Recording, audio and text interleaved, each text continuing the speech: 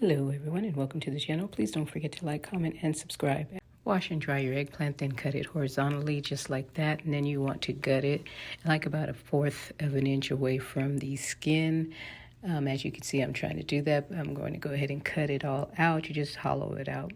And then once you finish both of those, go ahead and chop them. You're going to just rough chop it just like this.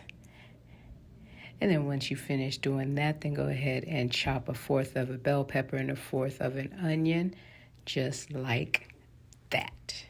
And what gives it that extra flavor, extra bang, is the shrimp. I went ahead and deveined and shelled it, and now I'm giving that a good rough chop. And then I'm going to put it in a bowl and add some lemon juice, some nature seasoning. And then after the nature seasoning, add a little Mrs. Dash, and then some Slap Your Mama and garlic powder. Give that a good mix, and you don't want to overpower. Just add a little flavor.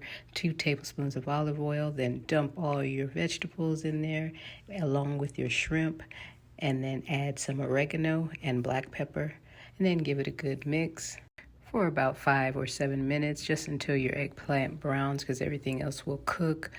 Remove it from the heat. And then now we're going to go back to our eggplant that we hollowed out. Go ahead and place it in a shallow dish. And then you're going to fill it with the mixture you just made. Make sure it's all even. And I pressed it down. After you fill it, go ahead and press it down. I didn't want anything to fall out. I want it to be in there securely. Top with Parmesan cheese. I'm using Fiesta because that's all I had. And then you are going to put breadcrumbs.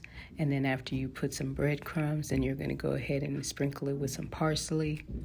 And then after the parsley, we're going to top it with some tomato sauce and then some more cheese. Like I said, I only had the Fiesta mix, so I'm using that, but you would use mozzarella. But I mean, it is delicious either way. Put it in the oven for 30 minutes on 325, and voila, look how delicious. It is so good. Thank you for watching.